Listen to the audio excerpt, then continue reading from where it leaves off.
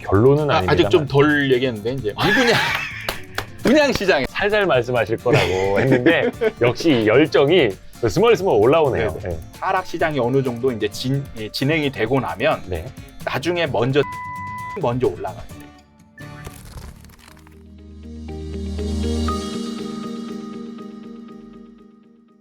신축이 좀 분양이 먼저 돼가지고 자리 잡은 신축은 좀 버팀 현상이 좀 강할 수 있고요. 네네네. 근데 이제 문제는 뭐냐면 그 아파트가 예. 실거래가 찍은 거 있잖아요. 네. 예를 들어서 거래량이 많은 시점이 있고 네. 거래량 없이 올라간 시점이 있을 거예요. 네네네. 그럼 이 거래량 없이 올라간 거는 별 의미가 없습니다. 거래량이 많은 시점 기준으로 했을 때는 이 버팀 현상이 굉장히 강해요. 근데 신축 위주로 이제 다르거든요. 다 네. 다릅니다, 상황이. 예. 어떤 거는 거래량이 한참 많을 때 그걸로 거의 멈춰 있는 아파트가 있고요. 이런 것들은 좀 덜 떨어지는 거죠. 근데 거래량이 좀 많은 시점이 있는데 그 이후에 거래량 별로 없이 네. 막 신고가 빡빡 찍은 거 있잖아요. 네네네. 그럼 이런 것들은 이 구간은 버팀 구간이 굉장히 약하죠. 그래서 많이 떨어질 수 있어요. 그게 이제 신축. 네, 신축이고. 말씀하신 거고. 네. 구축은 어떨까요? 구축 같은 경우는 오히려 약세장에서는 네. 이제 전세가와 매매가 갭 차이를 많이 봐야 되거든요. 네네네. 그래서 덜 오른 게 덜 떨어진다라고 얘기를 했잖아요. 네네네. 네, 덜 떨어진다라고 얘기를 했는데 이때 그 재건축 대상이냐 아니냐에 따라서 또 달라질 수 있습니다. 네네네. 재건축 대상은 올라갈 때 매매가가 많이 뛰고 네. 전세가는 상대적으로 안 올라가잖아요. 네. 갭이 굉장히 크거든요. 그러면 진짜 많이 떨어집니다. 재건축 대상이냐 아니냐. 네. 근데 재건축 대상이 아니었던 거는 매매가가 상대적으로 덜 오르죠. 네네. 대상이 아니니까 호재가 없잖아요. 근데 재건축 대상이었던 거는 이미 또 많이 올랐을 거고. 예. 그러니까 재건축 대상이 아니었던 거는 상대적으로 좀 덜 오르니까 좀 덜 떨어지는 경향이 있죠. 그래서 이제 혹자들은 그런 이야기 하더라고요. 이제 신축보다는 네. 재건축을 바라볼 수 있는 구축을 투자해야 되는 것 아니냐. 재건축을 오히려 시대가. 바라보는. 네네네네. 그러니까 재건축 대상인 거. 네네네네. 더 위험합니다. 더 위험해요? 예. 하락장. 제가 말씀드렸잖아요. 하락장에서는 재건축 대상인 게 왜 사람들이 선호하냐면 상승장에서 재건축이 쉽게 되잖아요. 네네네. 재건축이 쉽게 되면서 새 아파트로 될 가능성이 높고 그래서 그 기대치로 상승 효과가 생기는데 네. 하락장이 되면 재건축이 멈춰요. 추진이 더. 예. 그러니까 뭐냐면 제일 중요한 거는 재건축이나 재개발에서 제일 중요한 거는 일반 분양이잖아요. 네네네. 그러니까 조합원이 수익을 얼마만큼 내느냐 아니면 추가 부담금을 얼마만큼 덜 내느냐 이거는 일반 분양분하고 귀결돼 있단 말이에요. 그렇죠. 그것도 분양이 잘 돼야 또. 예. 근데 하락장이면 분양이 안 되고 비싸게 받지도 못해요. 그럼 수익률이 떨어지죠. 그러면은 여기서 추진을 억지로 하게 된다면 조합원들의 추가 부담금이 굉장히 커지는 거예요. 그럼 여기서 동의할 사람이 얼마나 있겠어요. 추진이 안 되는 거죠. 추진이 안 되면 기대 심리로 올랐던 게 이때 확 꺾이는 거죠. 더 위험하다 그래서. 네. 그러니까 전제가 저는 중요하다라고 얘기하는 게 뭐냐면 재건축 재개발 대상인 게 좋은 거는 상승장에서 재건축이 잘 되는 거니까. 그렇죠. 근데 하락장이면 재건축이 안 돼요. 진행이 안 됩니다. 요것도 그리고 또 이제 대형이냐 소형이냐. 네. 어떤 게 더 잘 버틸 거냐. 그러니까 일반적으로는 소형이 잘 버틸 거다라는 게 사람들의 인식이기도 그렇죠. 하는데 예. 요 책에도 그 내용은 좀 나와 있더라고요. 네. 요 한때 소형 주택 네. 좀 이렇게 더 강세 전망하신 적도 있고, 근데 다음번 사이클은 대형 주택이 훨씬 더 강세일 것이다라고 2018년에 쓰셨더라고요. 네, 맞습니다. 근데 물론 이제 공교롭게도 이제 코로나를 사람들이 겪다 보니까 예. 실내에 있는 시간들이 많아졌고, 그래서 이제 대형에 대한 인식도 좀 달라졌다고는 하는데 네. 지금은 어떻게 보세요? 이제 2022년부터의 소형이냐 대형이냐. 앞으로 대형의 흐름으로 갈 겁니다. 이제 수요의 목적과 네. 그다음에 분양 시장 이게 이제 연결이 되어 있는 거거든요. 그렇죠. 다 연결이니까. 연결이 되어 있는 게 자, 수요의 목적이 리브가 아니고 바이이기 때문에 뭐냐면 많이 올라가는 거 위주로 사게 되는 거예요. 네네네. 그러면은 이제 신축 분양이 네. 뭘로 위주로 되냐면 그때 당시에 인기 있는 거 위주로 되는 거예요. 짓는 것들, 건설사들 예. 짓는 것들. 그래서 이번 사이클에서 네. 거의 소형 위주로 지었어요. 많았죠. 예. 공급이. 그러니까 근 10년 동안 이제 소형 위주로 집중적으로 공급이 됐습니다. 거의 대형 공급이 거의 없었다 예. 하고. 그러면 이제 대형의 신축이 굉장히 희소하죠. 대형 신축. 예. 희소하다. 완전 희소하게 되는 거예요. 그렇죠.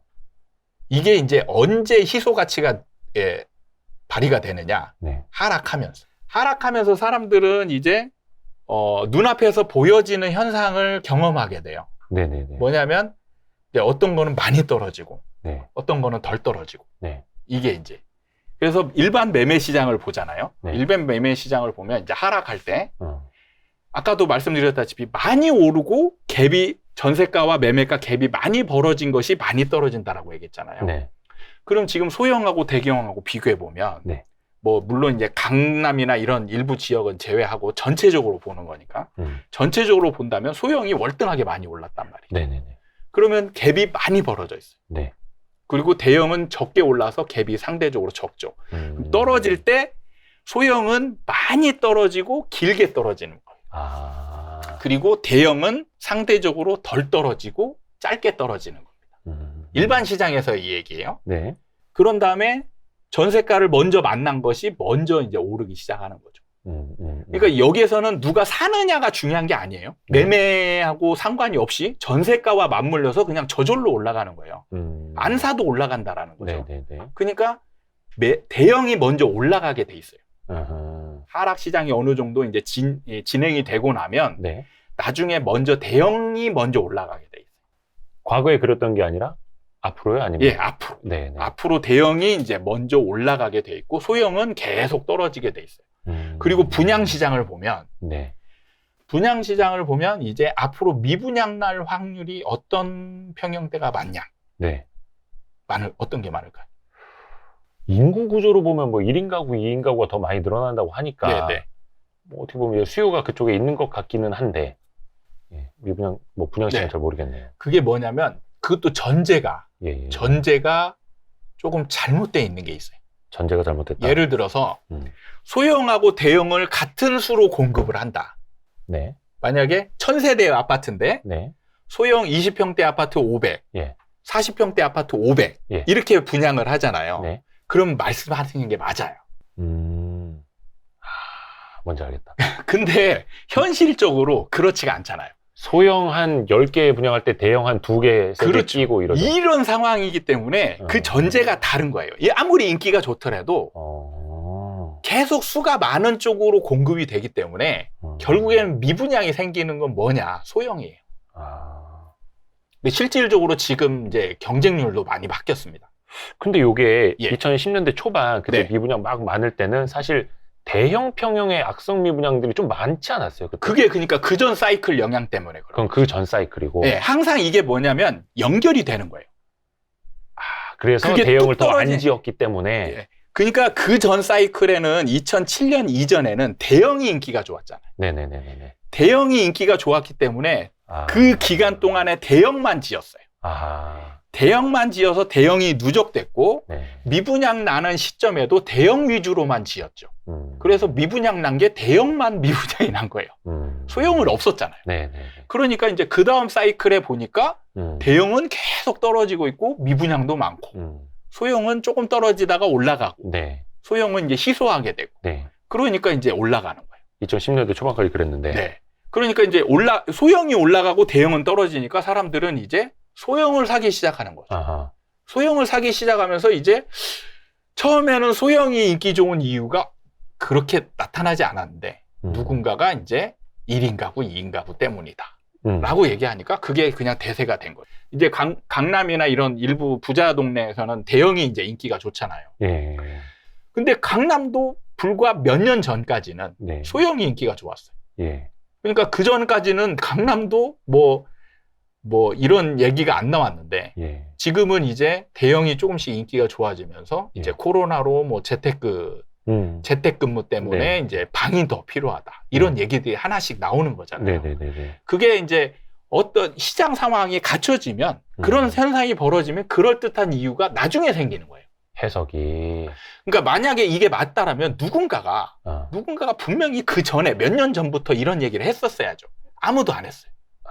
저를 제외한 나머지는 아무도 대형이 좋아질 거라고 얘기한 분 한 분도 안 계세요. 근데 좋아진다라고 얘기했던 분 중에 일부들은 뭐냐, 희소 가치 때문에. 네.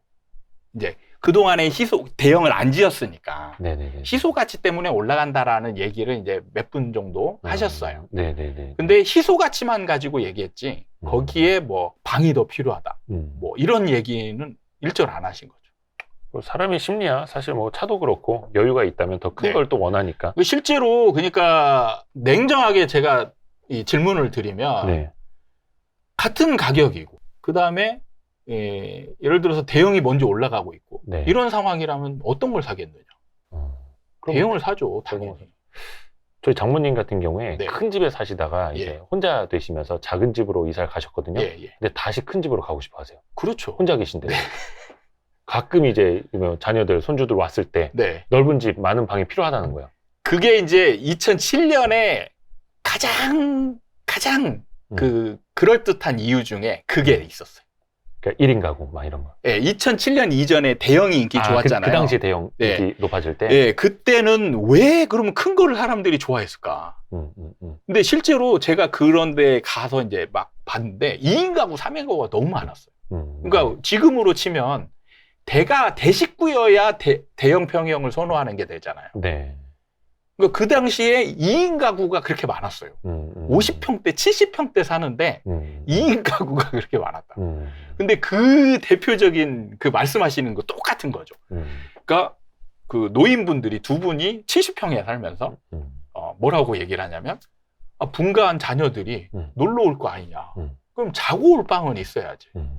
이런 얘기를 했었고 지금 이제 노인분들이 20평대 사는 노인분들은 뭐라고 했었냐.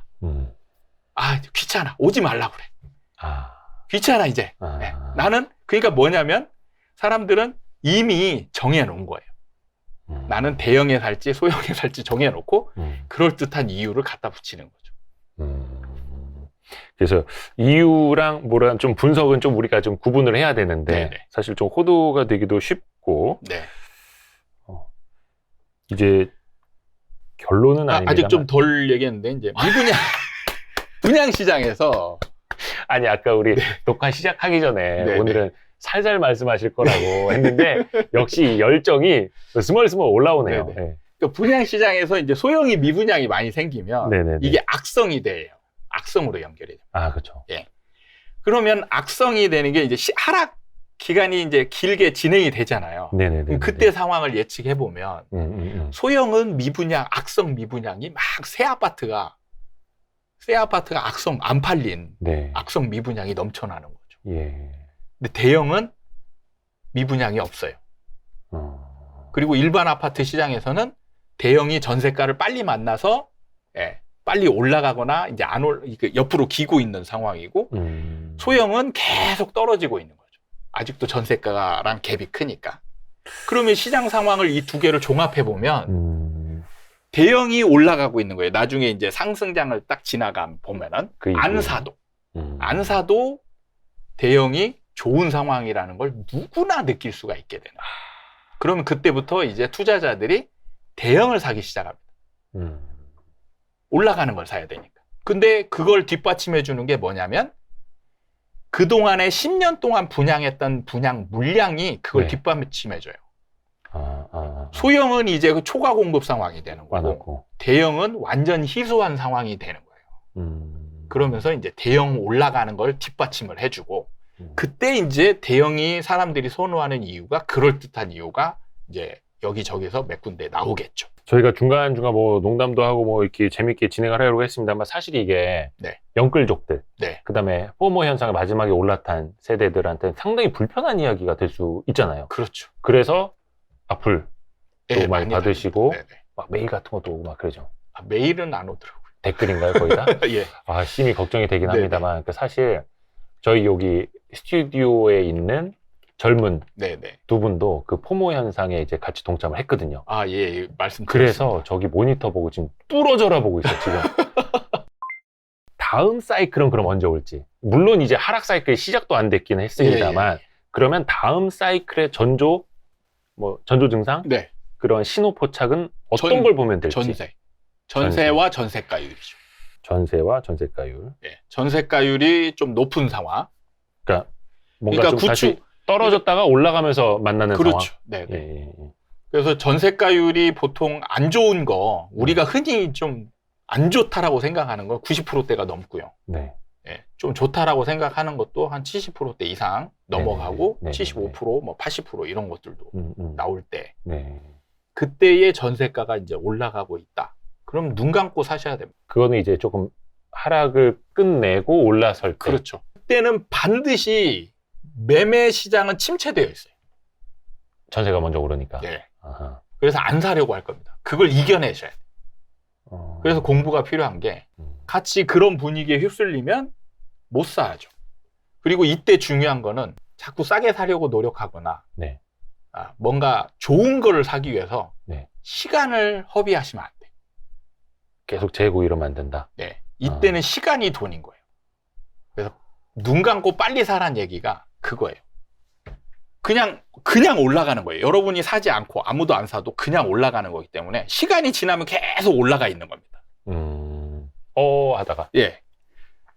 실제로 2014, 15, 16 그때 많은 그 무주택자들이나 투자자들이 고민을 그렇죠. 살까 말까 그러다가 시간이 지나니까 이게 그때 살 걸. 이게 그러니까 올라가는 원인을 모르니까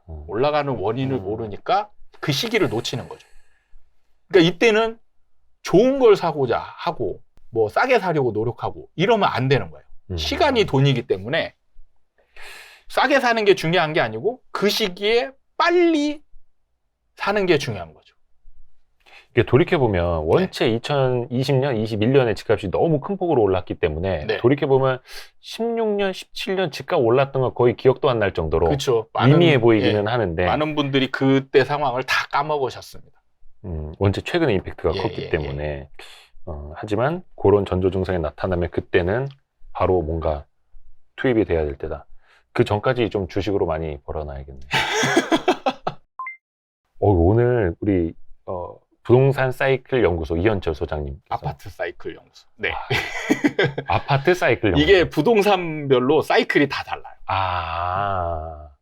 종류별로. 예. 상가 다르고, 예, 아파트 다르고, 그다음에 뭐 수익형 상품 다르고 다 다릅니다. 그럼 나중에 한번 그쪽도 한번 이야기해 볼까요? 그쪽 전문가는 제가 아니니까.